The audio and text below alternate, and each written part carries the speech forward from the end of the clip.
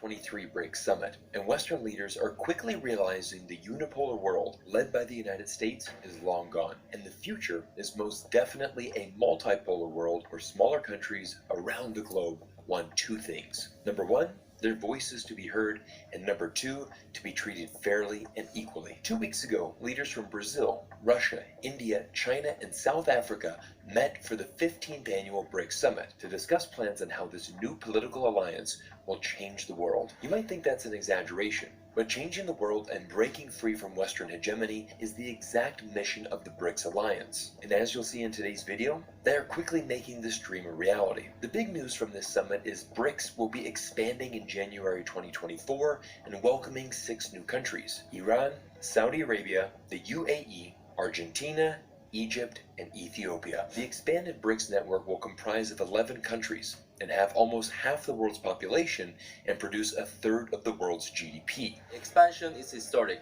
reflecting the resolution of the BRICS countries to unite and cooperate with other developing countries, meeting the expectation of the international community, and serves the common interest of emerging markets and developing countries. China is the big winner from this BRICS summit, as it has secured massive deals with both Saudi Arabia and Iran. The Kingdom of Saudi Arabia has officially commissioned a nuclear power plant to be built by the Chinese, and Iran has awarded a $2.7 billion airport expansion project to China. But pay attention, as I'm going to reveal the true meaning of BRICS right here. Iran will pay for the entire project in crude oil, completely bypassing the use of the United States dollar for this transaction. This is exactly what the BRICS alliance represents: countries trading and making deals using their local currencies, or in this case, their valuable commodities. This is the simple reason why the ever-expanding BRICS network remains the biggest challenge to the United States-led world order. China's President Xi Jinping even took a direct shot at the US government's global actions. Here is the exact quote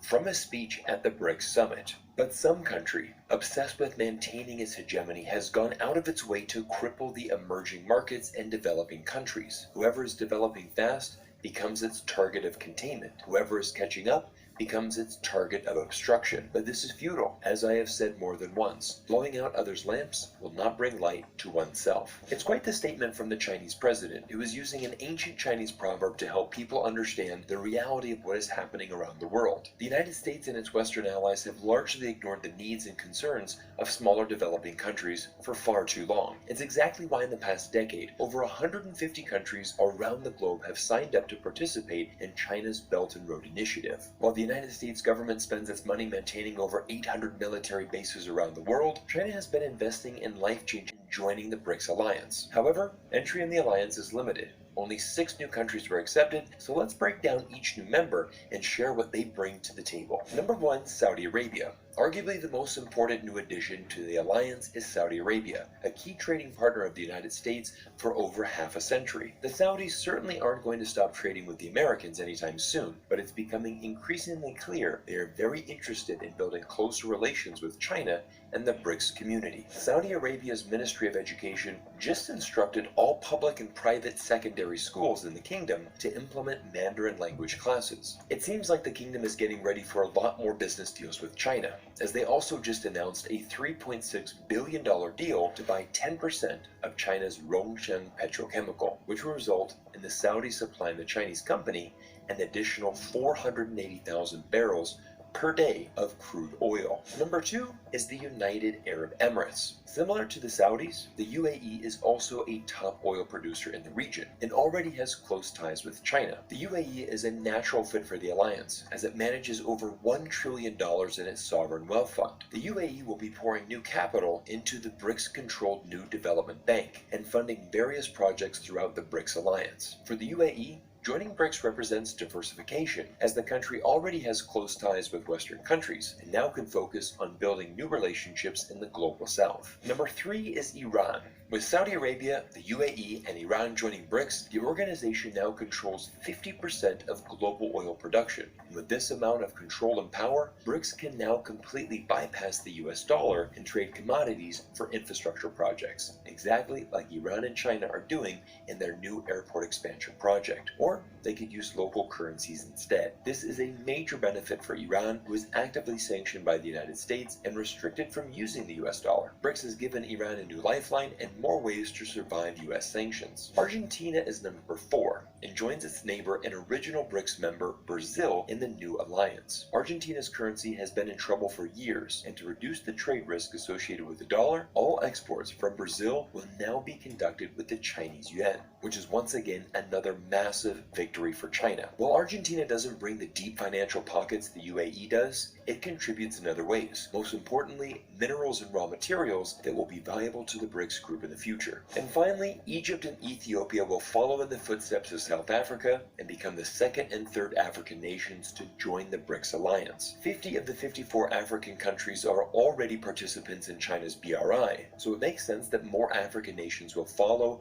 and join an alliance with China. China has given smaller African countries a voice and a future in this new multipolar world through China's Belt and Road investments. Even during the summit, China announced new measures to further help the African continent. China will be allocating more resources for Africa's industrialization and agricultural production, as well as training 20,000 African students in vocational schools. But to be honest, Egypt and Ethiopia are joining the BRICS alliance primarily to break away from the control of Western-dominated financial systems. The strength of the US dollar and high US interest rates have increased the cost of Egypt and Ethiopia's imports, and both countries have already agreed that it will pay for imports from China, India, and Russia in their respective local currencies. The Egyptian president said his country joining BRICS will help raise the voice of the global south, while Egypt's finance minister said he will focus on investment and export opportunities that involve local currencies. One of the continuous themes you've probably noticed with almost every stated this before the BRICS summit. I dream of having a common currency for our countries to use in transactions so that we could be independent from the US dollar. I dream of BRICS having its own currency,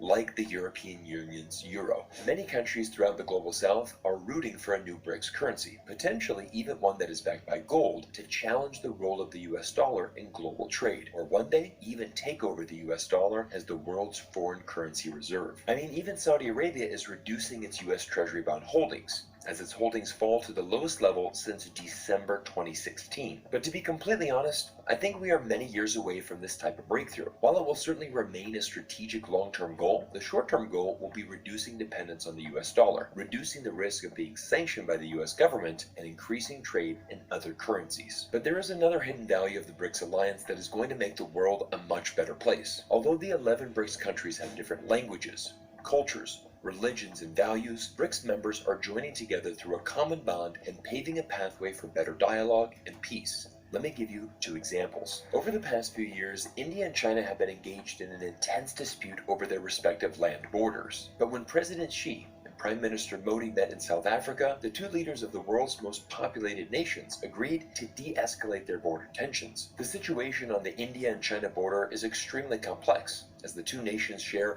a 3,400-kilometer border. But this is what happens when world leaders meet and dialogue is encouraged. So